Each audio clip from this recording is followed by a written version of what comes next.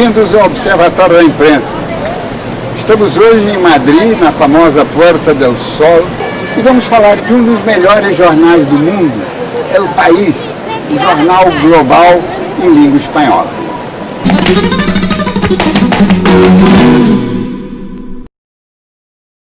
O El País surge no período de abertura política que se sucede à morte de Francisco Franco, o ditador que durante mais de 35 anos comandou a Espanha com mão de ferro.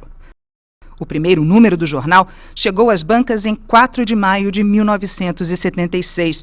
Apesar de sua sede ser em Madrid, o El País implantou sucursais nas principais cidades espanholas, como Barcelona, Sevilha e Valência, entre outras.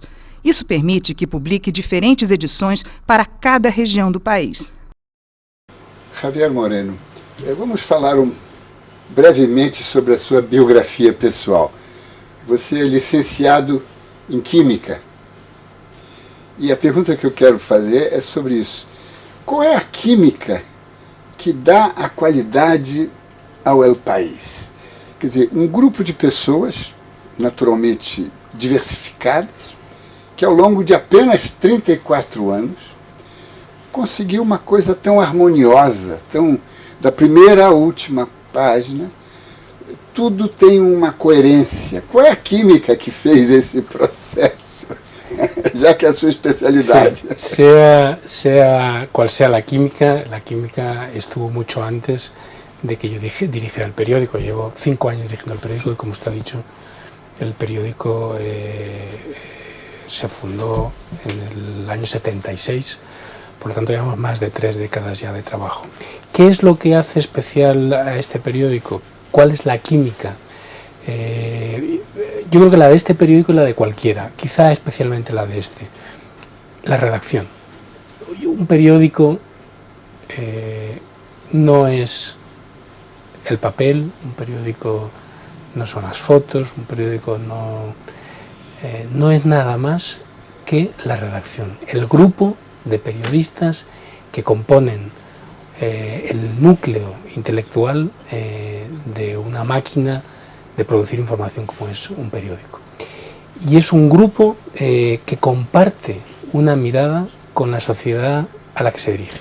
País, la redacción del País, los periodistas del País tienen y comparten con la sociedad española y con la sociedad latinoamericana en general una misma visión del mundo, que se va adaptando y modificando en función de los cambios, de las épocas. Sí, naturalmente, claro. Nuestra idea sobre el progreso, nuestra idea sobre la modernidad, que son ejes que han fundamentado siempre en nuestro trabajo, no es la misma en el año 2010 que en el año 1976. Pero esa idea está ahí y es la misma. Y los periodistas que componen la redacción son los que articulan esa mirada y los que comparten la mirada con la sociedad. Yo siempre digo que un periódico, más allá de la tinta, de las fotos, del papel, y más ahora, cada vez más en la época de Internet, es una mirada compartida con sus lectores sobre el mundo. Quando você diz redação, você se refere também ao espaço topográfico, quer dizer, o espaço onde essas inteligências se reúnem y compartilham. Sí, me refiero al espacio y me refiero al colectivo humano, o sea, me refiero al grupo de periodistas que componen la redacción. No me refiero a un lugar físico, porque el País naturalmente tiene una gran redacción central en Madrid, tiene una redacción también muy importante en Barcelona, tiene redacciones más reducidas en distintas capitales de provincia, tiene corresponsales en muchos países, en algunos de ellos hay despachos, corresponsalías con varios periodistas. Ese conjunto de personas individuales es lo que yo llamo la redacción. Y no solo eso, no solo los periodistas que están en plantilla del País, también el grupo de escritores, de analistas, de intelectuales que desde siempre han acompañado al País en ambos lados del Atlántico, en España y en América Latina, en la aventura profesional y periodística que ha supuesto. Esta fue mi primera redacción, esta fue la redacción que yo pisé por primera vez, ¿no? Pero yo leía El País desde que era muy jovencito, es decir, mi cultura era El País, y aquí uno aprende esos valores. esa es una cultura compartida y transmitida, y efectivamente el hecho de que haya habido mucha estabilidad en la dirección creo que es importante a la hora de poder consolidar esa cultura, de poderla transmitirla bien, no solamente en los puestos más elevados de responsabilidad. Efectivamente 2 de esos 4 directores han estado en el cargo más de 12 años, otro estuvo 5 años y yo voy a cumplir también 5 años ya. No solamente en los altos puestos de responsabilidad, sino en el conjunto de la redacción. Las generaciones que llegan al periódico aprenden la cultura, aprenden los valores de los periodistas más veteranos, de oído, de ver trabajar, de compartir esa mirada a la que me refería antes sobre el mundo. Y eso, mantener esa continuidad, mantener esa cultura es muy importante. Hay expresiones muy del periódico, muy de la redacción, que lo evidencian, ¿no? Cuando uno llega aquí, de repente descubre cuando hace algo, cuando pone un titular que no es muy correcto, cuando redacta una entradilla o una pieza de información y algún responsable dice no, esto no es El País. Y entonces uno aprende que efectivamente hay unas normas, algunas de ellas están escritas, tenemos un estatuto de la redacción, tenemos un libro de estilo, otras no están escritas, son reglas asumidas por el colectivo y que uno va aprendiendo a base de esas pequeñas señales, ¿no? Esto no es El País, o al contrario, esto es muy El País, y esto lo va aprendiendo uno, y sí creo que es fundamental a la hora de marcar essa continuidade. O El País demonstrou desde seu primeiro número uma clara vocação democrata. Se tivéssemos que rotulá-lo de acordo com sua linha ideológica, poderíamos dizer que se trata de um jornal de centro-esquerda. El País se arrogó y cumplió con ello el papel de explicar a la sociedad qué era la democracia y que eran un montón de cosas sobre las cuales los españoles no habíamos podido tomar decisiones antes porque simplemente no existía la posibilidad de tomar. Aquí no sabíamos si era bueno o no divorciarse, si valía o no divorciarse, pero no eso, si valía o no publicar en catalán libros, o si porque no estaban, o si valía, o si podía haber comunistas, si los comunistas eran verdaderamente demonios o no.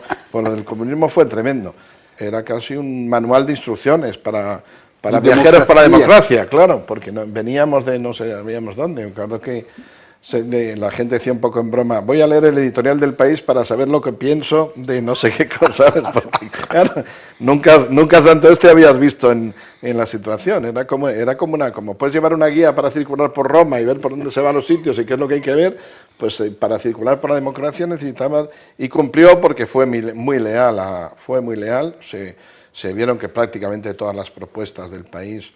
Hemos defendido un modelo para España, hemos definido un proyecto para España, hemos tenido una idea de España que en líneas generales ha solido coincidir más con el centro izquierda que con los conservadores, pero no somos un periódico de partido. Monolítico. No lo somos. En el periódico no solo da cabida a intelectuales, a pensadores, a escritores de las más variadas ideologías, sino que además ha defendido siempre un modelo de progreso y de modernidad para España que yo creo que ha ido por delante de la propia sociedad española. Yo recuerdo, si me permite hacer una alusión a mi vida personal, cuando yo era joven y ni siquiera pensaba en dedicarme profesionalmente al periodismo. Era un estudiante de Ciencias Químicas en la Universidad de Valencia, o incluso antes, un estudiante en el instituto, muy comprometido con las protestas estudiantiles y con los movimientos políticos.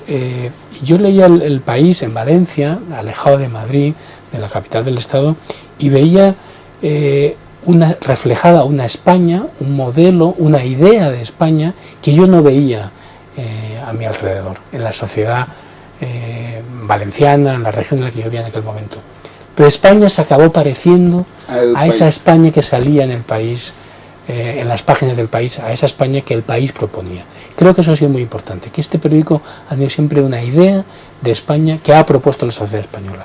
Y que sí, es verdad, que ha coincidido mayoritariamente con las propuestas del centro izquierda, pero es un proyecto autónomo, propio del periódico, que incluye más elementos, no solamente de política, de progresismo, de izquierda, también liberales, con una visión humanística, con una visión amplia de la cultura y del papel de la cultura en el progreso en la sociedad, que nos ha distinguido muchas veces de un puro proyecto político, naturalmente. Dos momentos mais marcantes da história do jornal se deu durante o golpe de 23 de fevereiro de 1981. Comandados pelo tenente-coronel da Guarda Civil, Antônio Terreiro, os revoltosos detiveram todos os membros do Congresso e colocaram tanques nas ruas. Mas, numa reação histórica, o El País publicou uma edição extra conclamando a população para a defesa da Constituição. O golpe fracassou e a Espanha começou a mudar. El País tuvo la gallardía de, cuando fue el golpe de Estado, salió a la calle con un periódico prácticamente improvisado. A las 12:30 de la noche estaba un periódico titulado El País con la Constitución, 2 horas antes de que el rey hablara en televisión, para decir a los generales que se retiraran, y ese periódico lo repartimos en mano en redactores del periódico por cerca de las Cortes, donde estaba la gente un poco amontonada. ¿Los redactores? Sí, porque claro, pues, el periódico salió una edición extra que no tenía nada que ver con los horarios y los ni había kioscos ni había nada. Fue un periódico que salió de una manera testimonial en Madrid a las 12:30 de la noche, pero sí, se hicieron a lo mejor... ¿Y fue decisiva? Fue decisivo, porque además en ese momento el país tenía una influencia tremenda sobre la sociedad española, y fue decisivo ver que había algo que no estaba, y algo muy importante. El país era una institución tremenda. Ahora mismo es el periódico líder, pero las dimensiones que alcanzó entonces casi no son ni fáciles de comprender ahora, ¿no? Y claro, ya digo que fue, y ese golpe de gallardía al país también le empujó mucho. Antes, perdón, tuvo casualmente un tirón de ventas muy grande cuando había un grupo terrorista aquí de izquierdas, que era el Grapo, que secuestró a Oriol, que era un gran financiero, y Villascusa, que era un general Villascusa. Y esto los tuvo secuestrados un mes y medio, al final creo que aparecieron. Y mandaban los comunicados a través del país a la policía. Entonces llamaban aquí y decían, hay un papel, a mí no me tocó nunca ir, pero a algún amigo le tocó, hay un papel encima de la cisterna de un baño en el barrio de no sé qué, tal. Iba un redactor del país, cogía el papel, muerto de miedo, cogía el papel, traía y salía en el periódico. Eso es lo que hizo al país, más o menos tenía un año el país por entonces. Un mensajero. Eso sí. Y le hizo subir las ventas de un periódico incipiente de 40.000 o 50.000 ejemplares que se veía con curiosidad a 150.000. Hasta el punto que a mí me contó Cebrián una vez que la Guardia Civil, el Sáenz de Santa María, en vez de que era el director general de la Guardia Civil, hizo registrar su casa porque pensaba que era el propio director del país el que los tenía secuestrados y que era una cosa de película americana que para hacer subir la venta y que eran secuestrados. Y le levantaron las alfombras y todo de casa para ver si tenía una cárcel del pueblo metida en el suelo o algo así. Eso fue un golpe en realidad de suerte para el país, porque el Grapo eligió para sus comunicados y lanzó. Y luego, bueno, ya fue una carrera al éxito. A chegada dos socialistas ao governo também contou com o apoio do jornal. Carlos Yernos, o que chama a atenção de um periodista brasileiro é a politização, a riqueza da imprensa, a diversificação da imprensa espanhola. O El País, sobretudo, que é um jornal nascido na transição democrática, ela tem... Mas, de qualquer forma, o resto da imprensa ela é muito... O conflito periodístico é muito interessante. Mas isso não cria dificuldades, porque o jornal, o diário, fica uma coisa muito política, muito opinativa. Como é a administração desse conflito? Bueno, yo creo que realmente la prensa española, históricamente, ha estado siempre bastante politizada, como usted llama. Otros efectivamente prefieren fijarse más en el término que usted mismo ha utilizado, diversidad, efectivamente, ¿no? Porque en efecto, la propia sociedad es plural, los medios son plurales, los periodistas somos plurales también a la hora de enfocar todas las cosas, ¿no? El problema, entiendo yo, que no es tanto efectivamente en ser diversos, en tener planteamientos diferentes, en ver las cosas de la vida diaria de forma distinta, en ser más liberales, más progresistas. Usted mismo ha dicho algo que obviamente ha condicionado mucho a la prensa española, a los medios de comunicación, Ha sido la transición, la postdictadura, etcétera, etcétera, ¿no? El problema, como digo, no está en ser diversos, que es sobre todo ventajoso. El problema está en llegar a ser sectario. Y efectivamente, ahí es donde el problema más grave que le puede ocurrir a nuestra profesión, al periodismo, se decanta en ese caso. Y se decanta en la pérdida de credibilidad. Uno puede ser diverso y enfocar los temas de manera diferente, ¿no? Pero no puede ser sectario, no puede dar siempre la razón al mismo o quitarle la razón siempre al mismo. Y eso sí es un problema que está sucediendo también ahora mismo en los medios de comunicação espanhóis. O El País sempre demonstrou uma grande preocupação com seu conteúdo e, por isso mesmo, foi o primeiro jornal espanhol a estabelecer normas de controle interno na figura do defensor do leitor, nome que eles dão à função de ombudsman. Também foi o primeiro a elaborar e publicar um manual de estilo. Outra iniciativa pioneira foi a parceria com diversos jornais europeus na linha social-democrata, formando uma rede para o compartilhamento de informações. Com relação também a interesses novos no mundo, o nacionalismo europeu, por exemplo, que vem irrompendo e remetendo a situações não muito antigas, né, da Segunda Guerra Mundial, e ao mesmo tempo também aqui em Espanha também há um nacionalismo de direita. Sim. Como é que vocês conseguem prestar atenção ao mundo e ao mesmo tempo fazer as remissões históricas? Bueno, nosotros somos muy garantistas, como se dice en español, con la Constitución, con el Tratado de Lisboa, con lo que ha hecho a la Unión Europea, con la herencia y lo que representa la Unión Europea en tanto Estado de Derecho y Estado de Bienestar. Somos editorialmente inflexibles con los abusos en derechos humanos, por ejemplo, cuando hace meses pues las expulsiones de gitanos por parte del presidente francés. Ahora bien, lo que se está produciendo, lo que estamos viviendo en estos 2 años largos de crisis financiera global, yo creo, es que el miedo de las clases medias aumenta en proporción directa al cinismo de las élites. Entonces estamos viviendo en muchos países una corriente que, con resultados electorales grandes, de una especie de xenofobia populista muy peligrosa. Hay que volver a recuperar un poco el sentido común, el consenso, el espacio público y un relato de los hechos distinto al de los demagogos y al de los populistas, que es una tarea difícil, muy difícil, ¿no? Pero sí es una de las vetas, digamos, del desarrollo político europeo más peligrosas que se están dando ahora, ¿no? Esto que está ocurriendo en Holanda, la xenofobia frente a los inmigrantes, sean gitanos o musulmanes o turcos. Holanda, Suécia. Mas o fenômeno também se processa aqui na Espanha também, com uma certa angústia com relação à crise econômica e também com entonações um pouco direitistas, caso Garzón, por ejemplo. Sí, por supuesto. Porque es que hay que distinguir en España, evidentemente la derecha política social no es inmune a las corrientes que vienen de otras partes. Por ejemplo, vimos hace unos meses como algunos dirigentes del Partido Popular Español celebraban todos los eslóganes del Tea Party, ¿no? Esa especie de extremismo populista suena bien en determinados oídos entre la derecha española.